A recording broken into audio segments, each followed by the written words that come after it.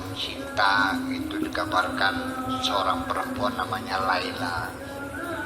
Ketika dia sedang jadab dalam keadaan dia itu diibaratkannya dengan mabuk, ya kan, berzikir sampai mabuk itu seperti secangkir arak. Itu takbirannya dengan bahasa-bahasa yang sangat manusiawi. Saya menghindar karena itu nanti tidak bisa dipahami oleh orang. Saya bercerita tentang tasawuf dengan bahasa yang sederhana, bahasa yang paling mudah. Ternyata masih banyak yang belum ngerti kok. Apalagi dengan bahasa yang berbelit-belit seperti itu. Rasa di dalam rasa. Iya. Jadi yang dimaksudkan dengan rahasis itu dalam bahasa Indonesianya belum bisa diterjemahkan. Iya. Di dalam hati kita ada palung. Artinya ruangan yang paling terdalam itu namanya sir. Iya. Namanya asrar. Kalau terjemahan vocabulary pakai Google, ya maknanya rahasia. Tapi di dalam ilmu tasawuf, sir itu adalah palung hati yang paling dalam, yang tidak bisa dimengerti, tidak bisa diintai, tidak bisa diamati oleh makhluk siapapun. Sekalipun malaikat dan setan pun tidak tahu apa yang ada di dalam sir itu, kecuali hanya Allah yang tahu. Hanya Allah dan dirimu sendiri.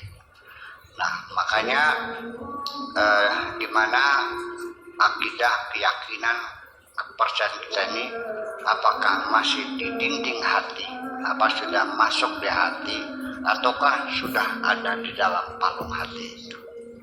Nah, seorang waliullah itu adalah orang yang sudah punya tingkat rasa yang tinggi, sehingga dalam berkomunikasi itu seringkali mereka sudah tidak menggunakan bahasa formal lagi, bahasa verbal. Tidak usah kau ucapkan, sudah tahu. Karena bagaimanapun ketika sir itu diam, ada yang tahu. Sampai ketika berbicara, ketika levelnya sama, bisa merasakan. Ya, kita dengan pengalaman saja, nggak usah pakai sir, pakai pengalaman, karena saya sering menemui tamu bermacam-macam.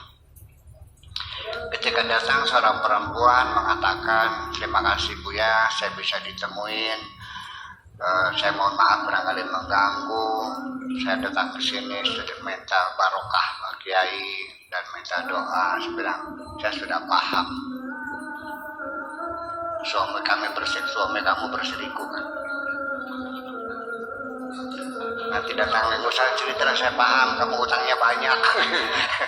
Dari sorot mata saja, kalau matanya buram begitu, itu lagi sakiti hatinya. Kalau matanya tuh goncangannya seperti itu, muter-muter, lagi banyak utangnya gitu. Ya, dengan gaya semacam itu. Ya, sampai dengan logat yang diucapkan juga, saya bisa menebak ini orang Sumedang, ini orang Subang, Purwakarta, ini orang, ya kan. Kalau bilangnya Kayonge, orang mana tuh?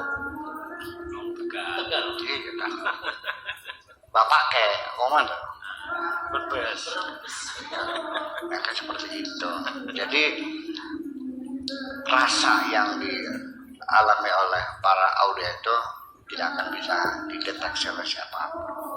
Sehingga mereka mengatakan, andaikan para raja itu paham kebahagiaan yang kami miliki sebagai kekasih-kekasih Tuhan, pasti para raja akan memerangi kami. Ya, makanya dalam banyak hal itu kita tidak boleh lagi, apapun yang telah Anda rasakan, tidak boleh perasaan Anda sampaikan kepada siapapun. Makanya falyatalaf wala yushiranna bikum ahada. Simpanlah di dalam hatimu dan jangan kau ceritakan kepada siapapun.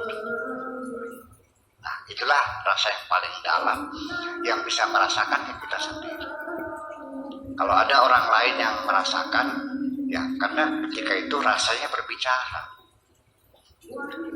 Jadi begini, sekarang begini,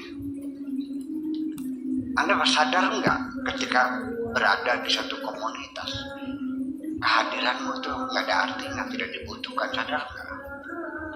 Kalau enggak tablek namanya. yang nyapa nggak ada, nanya nggak ada, ngapain? Ya, rasa tidak nyaman semacam itu. Jadi artinya bahwa ungkapan semacam itu adalah ungkapan-ungkapan yang kadang-kadang bahasanya juga sulit dipahami, karena bahasa rasa yang paling dalam itu nggak bisa dipahami. Jadi percuma saja akhirnya orang nggak paham juga. Daripada saya berbicara nggak paham, itu nggak usah bicara, sama aja bohong. Beda hanya dengan keilmuan. Nah beda. Ya, kalau ilmu mah bisa dirumuskan, ada rumusnya. Apakah itu musik, apakah itu novel, apakah itu fisika, apa kosmologi, bisa kita uraikan dengan angka-angka kan gitu. Nah kalau beda dalam bidang ilmu pengetahuan, ketika Anda menceritakan seseorang, menerangkan seorang, kemudian juga orang itu tidak paham, coba introspeksi, jangan-jangan Anda sendiri belum paham.